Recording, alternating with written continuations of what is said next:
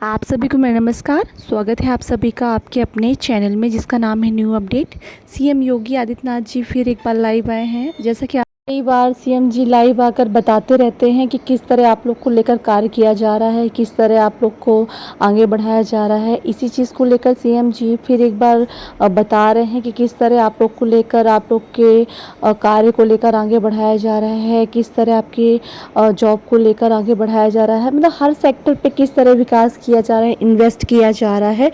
मतलब हर फील्ड को लेकर सीएम योगी आदित्यनाथ जी ध्यान दे रहे हैं। जैसे कि कई लोग कहते हैं कि कर्मचारियों को लेकर निगम का गठन किया और गाँव पर सरकार ध्यान दे रही है। इसके पहले मैंने वीडियो में दिखाया कि ऐसे सीएम योगी आदित्यनाथ जी अब इस समय गाँव पे जो पंचायत सहायक है और जितने भी कर्मचारी उन सभी को लेकर सोच रही है।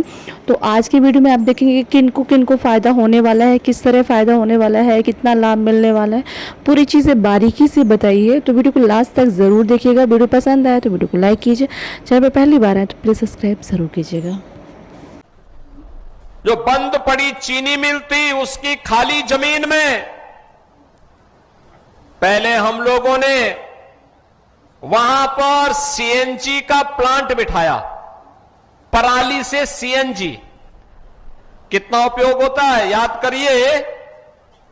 आज अमेरिका ईरान का युद्ध चल रहा है, दुनिया में संकट है, लेकिन हमारे पास सीएनजी है तो हमारे यहां काम बंद नहीं है।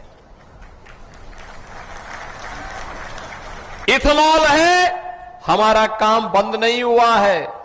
अन्यथा अमेरिका जैसा देश भी जिस ऊर्जा में आत्मनिर्भर है, महंगाई 4 गुना हो गई है। 100 रुपए की वस्तु वहां पर 400 रुपए में मिल रही है। भारत में नियंत्रण प्रधानमंत्री मोदी जी के नेतृत्व में, यही नया भारत है। गरीबों का भी कल्याण करता है, विकास की योजनाओं को भी लाता है, सुरक्षा का बेहतर माहौल भी देता है और माफिया को मिट्टी में मिलाने का काम भी कर देता है।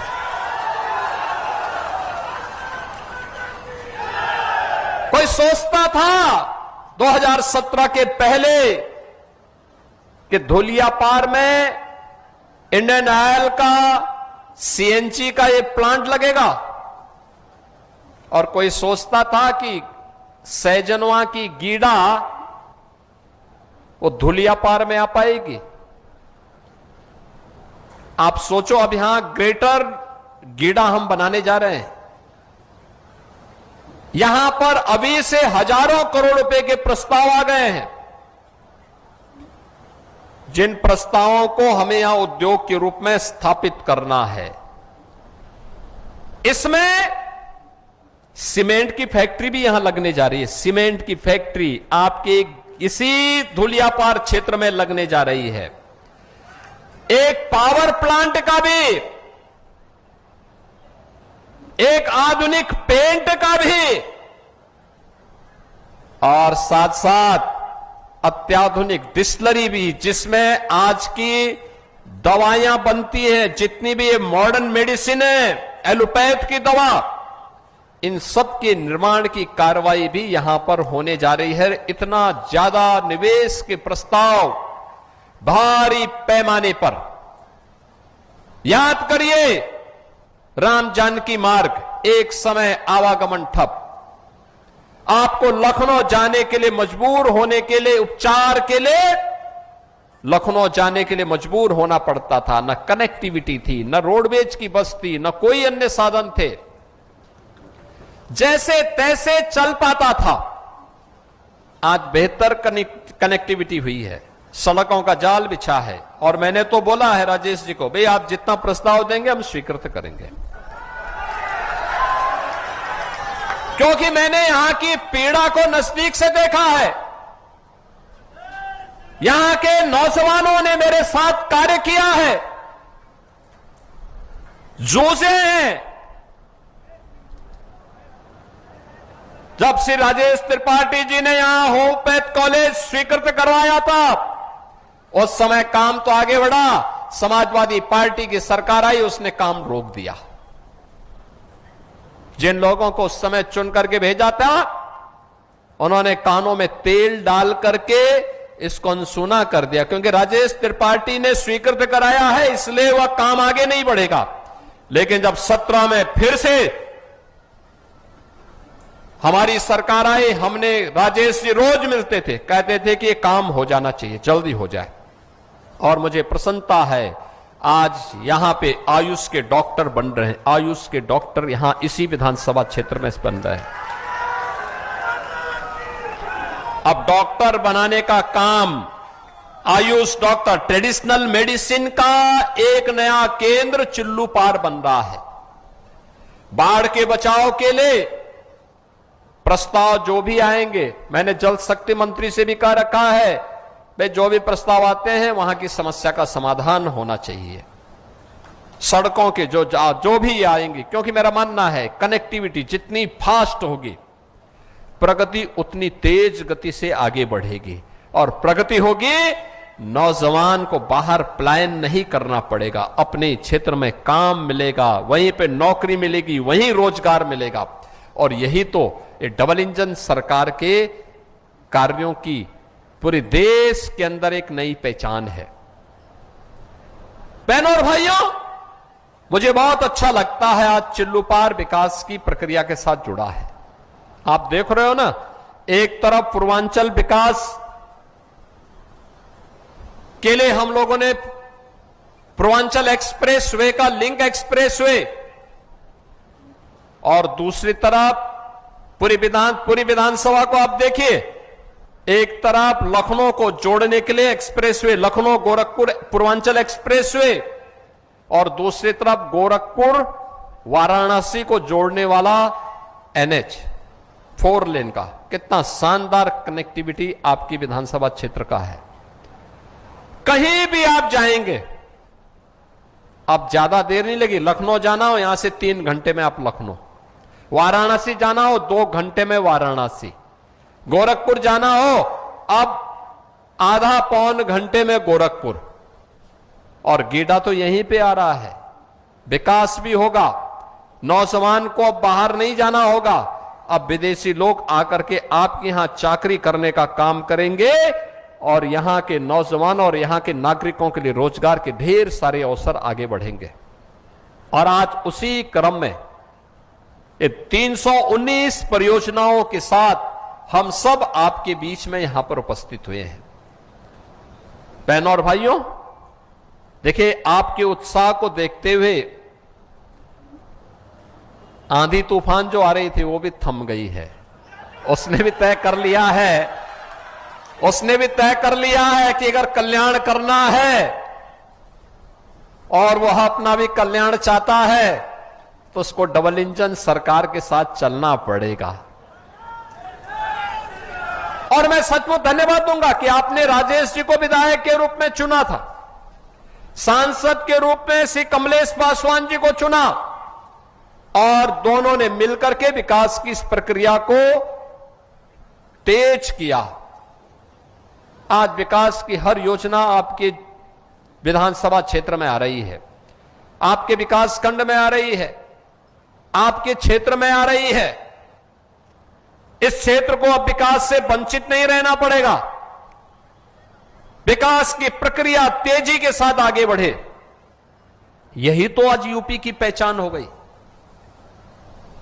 आज हम देश के अंदर कहीं जाते हैं, आप यहां अनुमान करिए, आप तो सरयू मैया के बगल में हैं। यहां के बहुत सारे लोग ऐसे हैं जो प्रतिदिन सरयू मैया में स्नान करने जाते हैं, बहुत सारे लोग हैं जो साप्ताहिक स्नान करने जाते हैं, बहुत सारे ऐसे हैं जो हर पर्व और त्योहार में अयोध्या धाम जाते हैं, बहुत सारे ऐसे हैं जो काशी जाते हैं। एक अनवरत सिलसिला है। अनुमान करिए, एक वोट जब आप देते हैं ना कमल के फूल पर, कैसे पीढ़ियां की पीढ़ी तर जाती हैं। 500 वर्ष पहले जिस अयोध्या धाम में हम सब अपमानित हुए थे, उस अयोध्या की क्या स्थिति थी? 500 वर्षों तक संघर्ष चलता रहा, अनवरत संघर्ष, पीढ़ी चली, पीढ़ी पे पीढ़ी पर पीढ़ी, आंदोलन, संघर्ष, वर्ष दर वर्ष बीतते गए।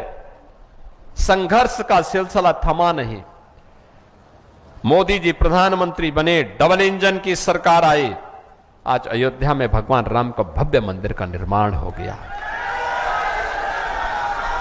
भगवान राम का भव्य मंदिर, भगवान राम के भव्य मंदिर से खुश है ना? कितने लोग खुश हैं? अयोध्या में राम मंदिर के निर्माण से कौन लोग खुश हैं? क्या ये काम कांग्रेस कर पाती? क्या कांग्रेस के बस का था? और क्या समाजवादी पार्टी कर पाती? आप सोचो, जब ये आपकी आस्था को सम्मान नहीं दे सकते, महापुरुषों को सम्मान नहीं दे सकते, विकास की योजनाओं को नहीं ला सकते, नौजवान को रोजगार नहीं दे सकते,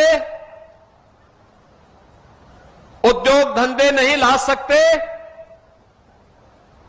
बेटी और बहन को सुरक्षा नहीं दे सकते, बाढ़ की समस्या का समाधान नहीं दे सकते हैं, सड़कों का निर्माण नहीं कर सकते हैं, तो हम चुन करके क्यों भेजते हैं ऐसे लोगों को? नहीं चुनना चाहिए। जब हम गलत व्यक्ति को चुनते हैं तो अपने ऊपर एक नया बोझ और एक नया कलंक का ठप्पा भी लगाते हैं। और यही तो होता था, यही होता था उत्तर प्रदेश के साथ, यही होता था। गलत लोग चुन करके जाते थे, जनता का पैसा जनता के विकास में नहीं लगता था, कुछ चंद लोगों के परिवारों के विकास में लगता था। नौकरी आती थी, उसमें सेंध लगती थी। यूपी के नौजवान को नौकरी नहीं मिलती थी, पैसा लेन देन शुरू हो जाता था, विकास की योजना में ठेके पट्टे के लिए पहले ही मारपीट होने लगती थी। पर जब विधायक ही स्वयं ठेका करेगा तब तो हो गया काम। यही होता था। लेकिन अब विकास भी हो रहा है, नौजवान को नौकरी भी मिल रही है, पुलिस भर्ती हुई, चिल्लू पार के नौजवान भी भर्ती हुए थे, गोरखपुर के भी लगभग 800 से ऊपर नौजवान भर्ती हुए थे।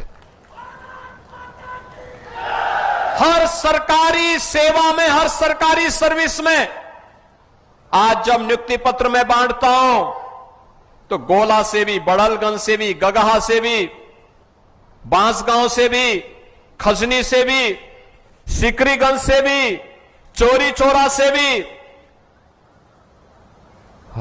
पिपरोली से भी, सहजनवा से भी, पाली से भी नौजवानों का चयन होता है। वे नौजवान जब मुझे वहां मंच पर दिखाई देते हैं, मैं परिचय पूछता हूं, वे बताओ, क्योंकि जब मैं सांसद था तब उन नौजवानों की उम्र 12, 13, 14, 15 साल रही होगी। आज वह नौजवान आता है, क्योंकि सांसद के रूप में तो मैं गांव-गांव जाता था, उनके मां बाप से, उनके परिवार के लोगों से संपर्क होता था, कोई दिक्कत नहीं थी। लेकिन पिछले 9 वर्ष में पूरे प्रदेश की सेवा के लिए लगने के कारण उतना समय नहीं दे पाता। लेकिन मैं जब उनसे पूछता हूं वे कहां के, वो गांव का नाम लेता है, फिर मैं पूछता हूं कौन परिवार के, वो अपने परिवार के माता पिता का नाम लेता है। मुझे उसकी पीठ थपथपानी पड़ती, यार तुमने बेटा बहुत अच्छा किया, मेहनत किया, चलो तुम्हारा सिलेक्शन हुआ, बधाई तुम्हें, तुम्हारे सिलेक्शन से हमें भी प्रसन्नता हो रही है। लेकिन क्या ये 2017 के पहले संभव था? नहीं, नहीं। तब तो चाचा भतीजे की जोड़ी आपके इस हक पर डकैती डाल देती थी, वसूली शुरू हो जाती थी, होनहार नौजवानों का सिलेक्शन नहीं होता था। वो यहां से प्लान करने के लिए, नौकरी रोजगार के लिए दूसरे राज्यों में जाता था तो पहचान का संकट होता था, कहां से आए हो। मैं मानता हूं चिल्लू पार के नाम पर तो नौकरी नहीं देते थे, आजमगढ़ के नाम पर भी नहीं देते थे, मऊ के नाम पर भी नहीं देते थे। और अगर किसी उद्योग में काम करने के लिए गए, योग्य भी है, और यूपी का नाम सुनते थे लोग कहते थे अरे बाप रे बाप, आप जाइए भैया, हमसे बचा करके रखो, यूपी की साया न पड़ने पाए। ये 2017 के पहले की स्थिति थी।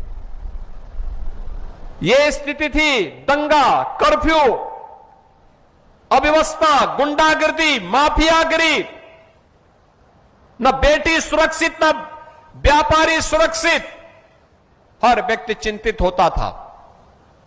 आज ऐसा नहीं है। उन लोगों से मैं कहूंगा जो 2017 के पहले यूपी के बाहर गए होंगे, आज वे जाते होंगे। जो लोग उसको देख करके 10 कदम पीछे हटते थे, आज कहोगे उत्तर प्रदेश से आए हैं, चिल्लू पार से आए हैं, गोरखपुर से आए हैं, वह भी आपको गले मिलने के लिए 10 कदम आगे आकर के आपसे गले मिलने का कार्य करेगा। एक नई पहचान बनी है आपकी। ये नई पहचान आपकी विकास की इस यात्रा की नई पहचान है। और आज इसी नई पहचान के लिए मैं आप सबके बीच में आया हूं। हम विकास भी करेंगे, सुरक्षा भी देंगे, आस्था का सम्मान भी करेंगे और समृद्धि की नई ऊंचाई की ओर आप सबको लेकर के जाएंगे। और यही समृद्धि की नई इकाइयां, ये उद्योग लगने जा रहे हैं, यहां के नौजवान रोजगार पाएंगे। ये केवल उद्योग नहीं लगना है, हम वहां पे ऐसे इंस्टीट्यूशंस खोलेंगे जहां पर उस उद्योग के लिए उन नौजवानों को ट्रेनिंग दी जाएगी और फिर उन नौजवानों को वहां पे उस उद्योग में नौकरी भी दी जाएगी। यहीं पे हम तकनीशियन पैदा करेंगे, यहीं पे हम उनको ट्रेंड मैन पावर उपलब्ध करवा देंगे, यहीं पे हम यहां की बेटियों को भी नौकरी उपलब्ध करवा देंगे। बाहर जाने की आवश्यकता नहीं पड़ेगी। विकास की प्रक्रिया और अर्थव्यवस्था को गति तभी मिलेगी जब अच्छी सरकारें होंगी, सुशासन होगा, सुरक्षा का माहौल होगा, आम जनमानस विकास के प्रति आक्रामक तरीके से आगे बढ़ेगा। और विकास की उसी प्रक्रिया के साथ जोड़ने के लिए आज मुझे चिल्लू पार विधानसभा क्षेत्र में आने का सौभाग्य प्राप्त हुआ है। मैं चिल्लू पार के सभी नागरिकों को, सभी मतदाताओं को इन 319 परियोजनाओं की हृदय से बधाई देता हूं, अपनी शुभकामनाएं देता हूं।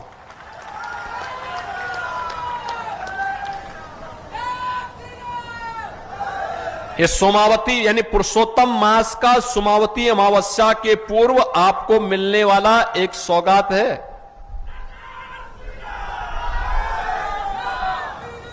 और मैं मानता हूं ये विकास की प्रक्रिया तेजी के साथ आगे बढ़ाएगी। विकास का कोई दूसरा विकल्प नहीं होगा और ये तभी होगा जब अच्छे लोग चुने जाएंगे, अच्छी सरकारें आई तब जब अच्छे लोग चुन करके गए। अच्छे लोग चुन करके गए, अच्छी सरकारें आई, अयोध्या में राम मंदिर बना, राम जानकी मार्ग का निर्माण हो रहा है, काशी में काशी विश्वनाथ धाम का निर्माण हो रहा है, गोरखपुर में फर्टिलाइजर कारखाना का निर्माण भी हो गया है और एम्स का निर्माण भी पूरा हो गया है। यह है गति।